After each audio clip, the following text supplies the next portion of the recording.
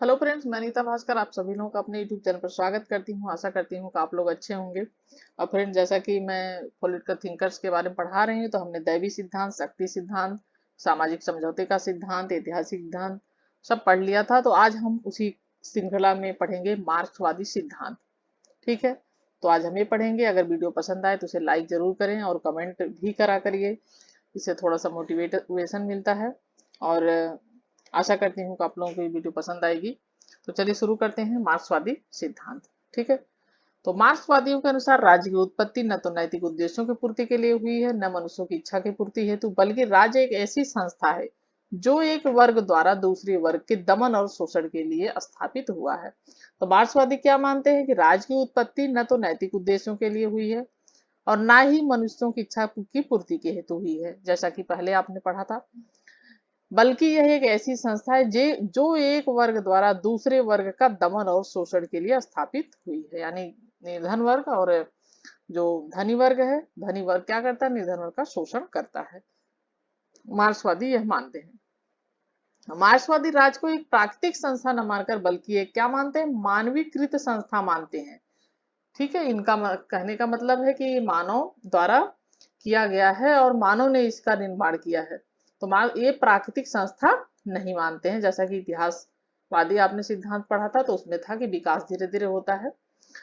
Marks का मुख्य रुझान राज्य की उत्पत्ति पर नहीं वर राज्य के स्वरूप है। तो इनका मार्क्सवादी जो है इनका इसकी उत्पत्ति पर विचार नहीं करते हैं, ये विचार करते हैं कि इसका स्वरूप कैसा है और कैसा था।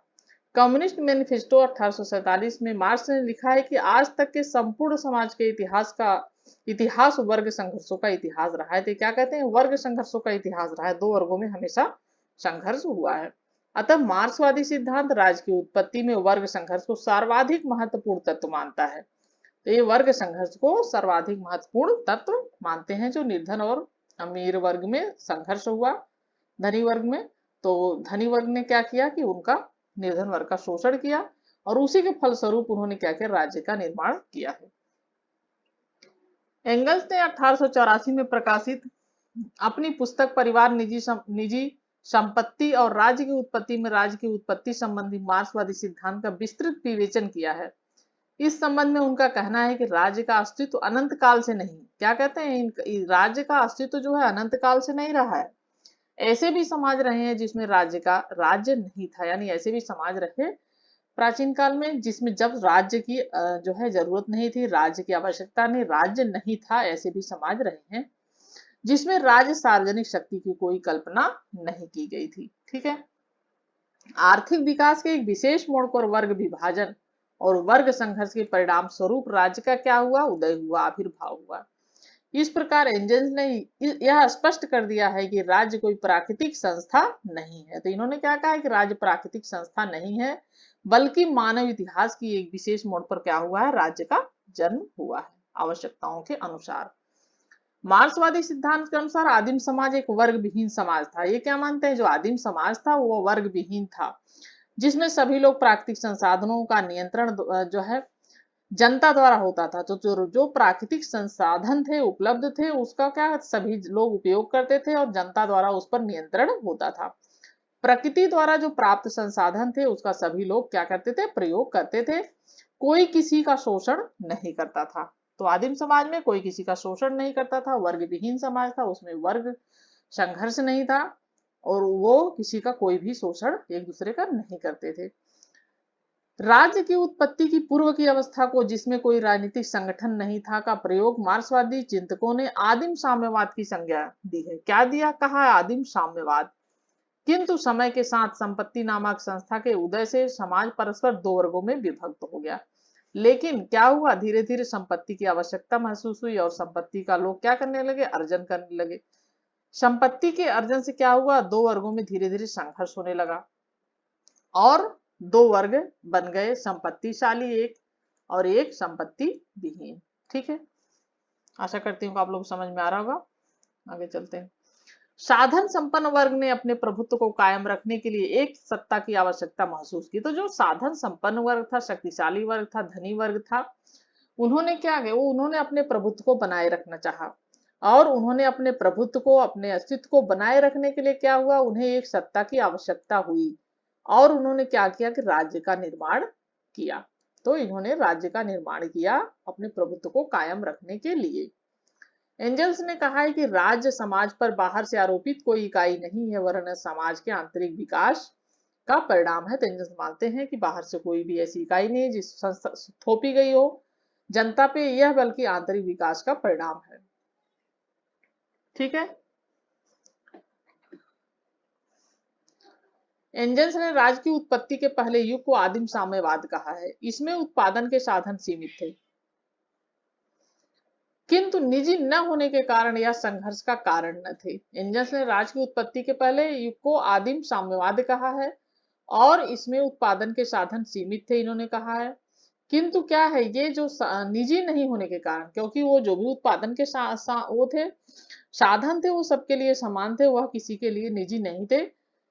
न होने के कारण क्या हुआ, यह कोई संघर्ष भी नहीं होता था। फिर जब अपना तपना नहीं होता था कि हमारा है तुम्हारा है, तो संघर्ष भी की भी आवश्यकता नहीं थी और संघर्ष भी नहीं होता था, आपस में वाद विवाद भी नहीं होता था, लड़ाई झगड़े भी नहीं होते थे। आदिम साम्यवाद की 3 अवस्थाओं की चर्चा की गई है। पहली अवस्था क्या है, जंगली अवस्था है, जिसमें लोग जंगल में रहते थे तथा कंदमूल खाकर तथा पशुओं का शिकार कर अपना पेट भरते थे। तो प्राकृतिक अवस्था क्या थी, शुरुआती अवस्था क्या थी, जंगली अवस्था ये थी कि लोग जंगल में रहते थे, कोई घर तो था नहीं पहले, कंदमूल खाते थे यानी जो फल फ्रूट होता था वो खाते थे और पशुओं का शिकार भी करते थे और उससे अपना पेट भरते थे। आपने पढ़ा होगा कि पशुओं का शिकार करते थे, शुरुआत में कच्चा खाते थे, बाद में उन्होंने भूनना शुरू किया और बहुत धीरे धीरे विकास हुआ। फिर दूसरी अवस्था क्या आई है हमारा, बर्बर अवस्था, जिसमें पशुपालन, खेती तथा लोहे के हथियारों के प्रचलन के साथ मनुष्य भाषा और लिपि का भी विकास करता है। ठीक है, धीरे धीरे क्या हुआ, मनुष्य पशुपालन करने लगा, उसे आवश्यकता महसूस होने लगी, फिर खेती करना शुरू कर दिया, उसने अनाज उत्पादन शुरू कर दिया और उसके बाद लोहे के हथियारों के प्रचलन के साथ मनुष्य भाषा और लिपि का भी विकास धीरे धीरे करना शुरू हो गया। ठीक है, तो हमारा ये था पहला जंगली अवस्था, दूसरी बर्बर अवस्था, तीसरा क्या है ये हमारा, ये है ग है सक्रांति काल। ठीक है, ये ख हो गया है, इसमें ग है ये। तो सक्रांति काल यह सभ्यता के विकास के एकदम पूर्व की अवस्था है। जंगली और बर्बर अवस्था में निजी संपत्ति का आविर्भाव नहीं था। जो जंगली और बर्बर अवस्था थी उसमें लोग अपनी निजी संपत्ति नहीं रखते थे, किंतु बर्बर अवस्था के अंतिम चरण में पशुपालन शुरू हो गया, पशुओं का पालन करने लगे, कृषि करने लगे, खेती करने लगे, व्यापार करने लगे, सिल्क उत्पादन, उद्योग आदि की उन्नति ने क्या किया, समाज में संपत्ति को जन्म दिया। ठीक है, उससे क्या हुआ, लोगों को संपत्ति अर्जन करने की, संपत्ति को रखने की लालसा उत्पन्न शुरू होने लगी।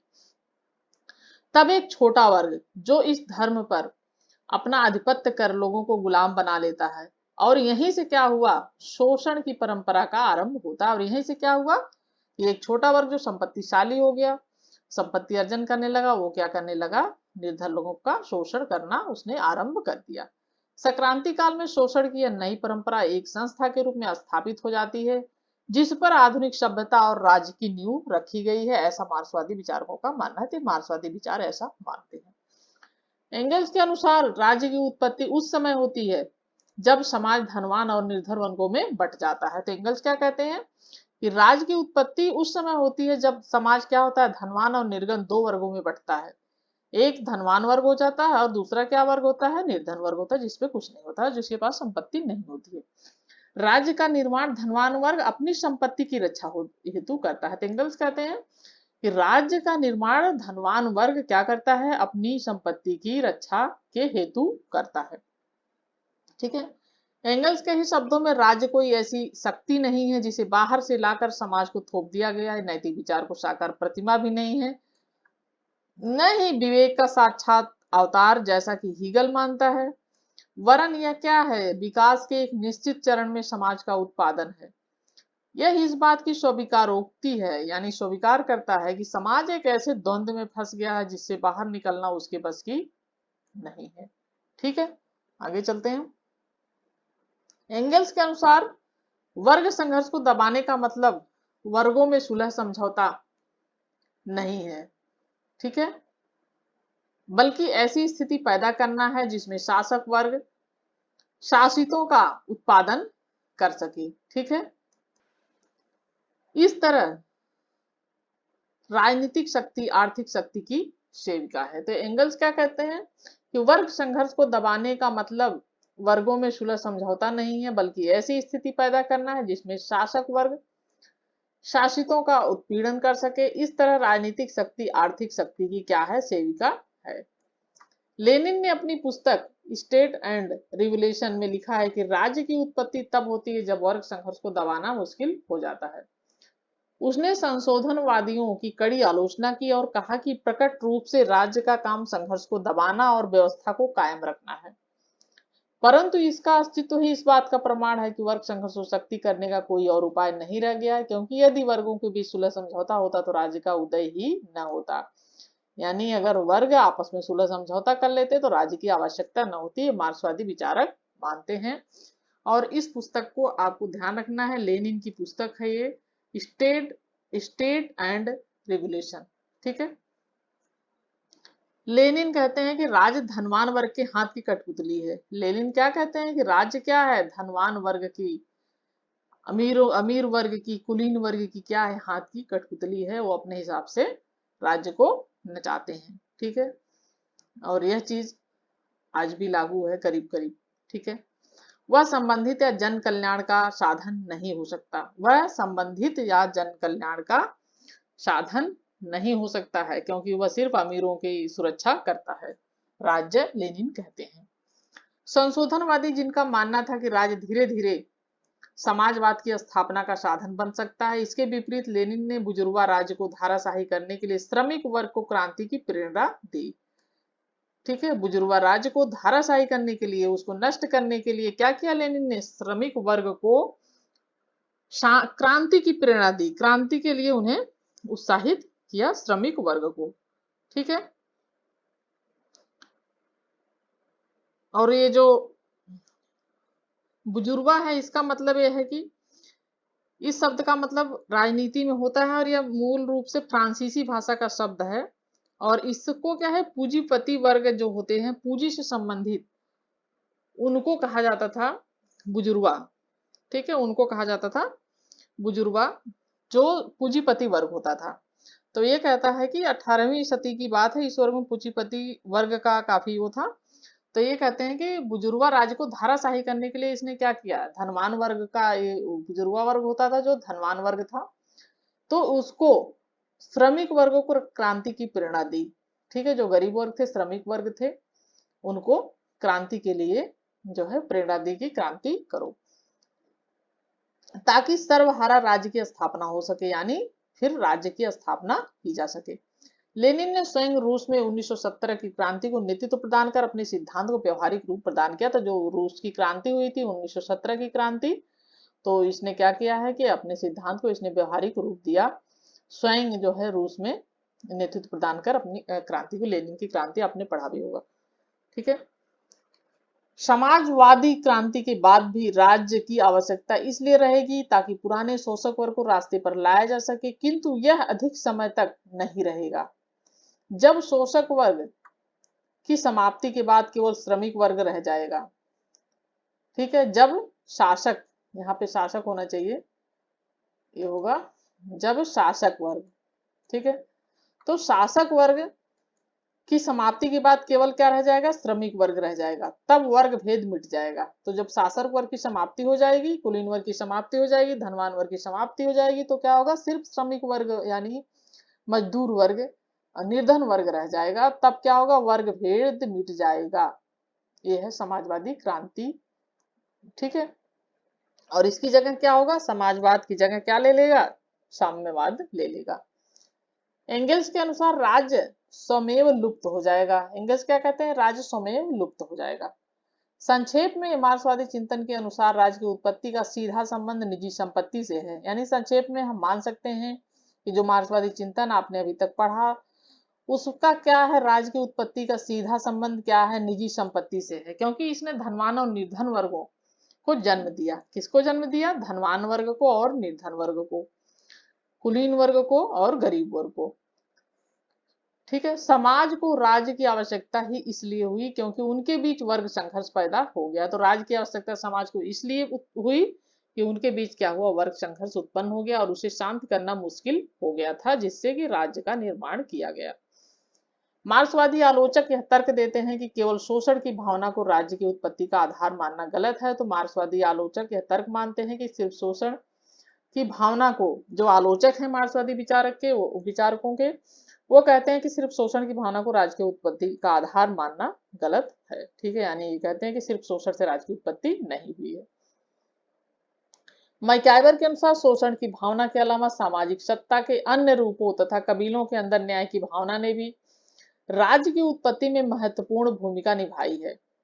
राज्य एक सभ्य एवं शिष्ट समाज हेतु अनिवार्य शर्त है। राज्य क्या है, एक सभ्य एवं शिष्ट समाज हेतु अनिवार्य शर्त है। इसके मिट जाने से अराजकता का साम्राज्य स्थापित हो जाएगा। यानी राज्य क्या है, एक आवश्यकता है। ये कहते हैं जो विरोधी लोग हैं, आलोचक लोग हैं, वो कहते हैं कि राज्य एक सभ्य शिष्ट समाज हेतु क्या है, अनिवार्य है, इसकी आवश्यकता है। ठीक है, इसके मिट जाने से क्या होगा, अराजकता का माहौल प्राप्त जो है साम्राज्य स्थापित होगा, क्योंकि किसी का किसी पर नियंत्रण नहीं होगा, कोई दबाव नहीं होगा। ठीक है, कोई कानून नियम नहीं रहेगा। इस दृष्टि से प्लेटो तथा अरस्तु का कहना है कि राज्य जन कल्याण के लिए एक आदर्श। प्लेटो और अरस्तु के बारे में मैंने एक वीडियो अपलोड की थी, जिन लोगों ने नहीं देखी वो जरूर देख लें।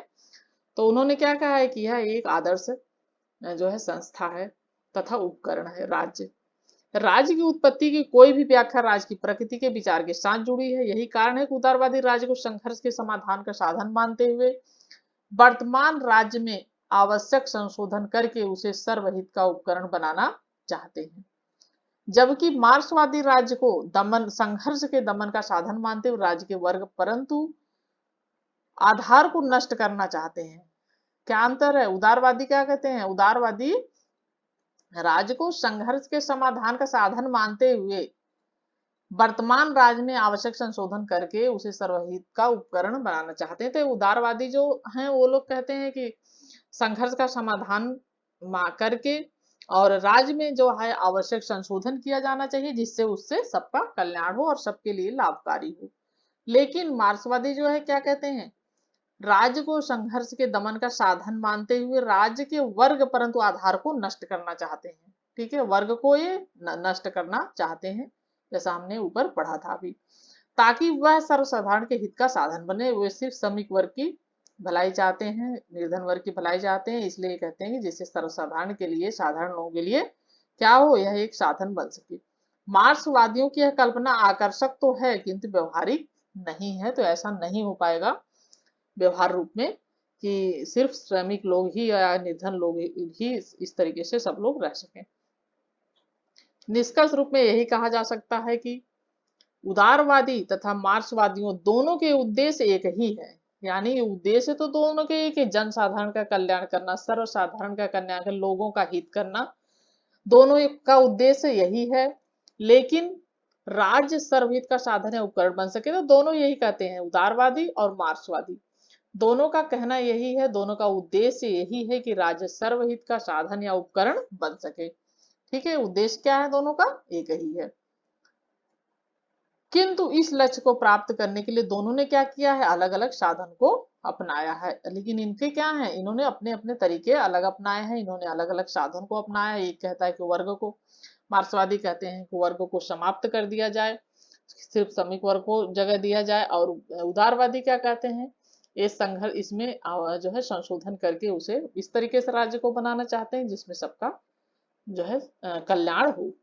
ठीक है, अभी सभी लोग समान रूप से रखें, इनका भी यही है। मार्क्सवादी भी यही चाहते हैं कि सब लोग कल्याण उससे रह सकें, लेकिन ये जो है उसको निर्धन वर्ग को अधिक प्राथमिकता देते हैं, श्रमिक वर्ग को अधिक प्राथमिकता देते हैं, उनके हित की, उनके लक्ष्य की प्राप्ति को अधिक स्थान देते हैं। और इसीलिए इन्होंने क्या किया है कि लक्ष्य को प्राप्त करने के लिए दोनों ने अपने अलग अलग साधन अपनाए हैं। लेकिन दोनों का उद्देश्य, मार्क्सवादियों का, उदारवादियों का, दोनों का उद्देश्य एक ही है कि सबका, जनसाधारण का, सबका कल्याण हो सके। तो फ्रेंड्स आज यहीं तक, और हमने आज ये पढ़ लिया। अब अगला चैप्टर हम पढ़ेंगे इसके बाद। और आशा करती हूँ वीडियो आप लोगों को पसंद आई होगी, और पसंद आए तो उसे लाइक जरूर करें और कमेंट करें। Thank you for watching video. Thank you friends.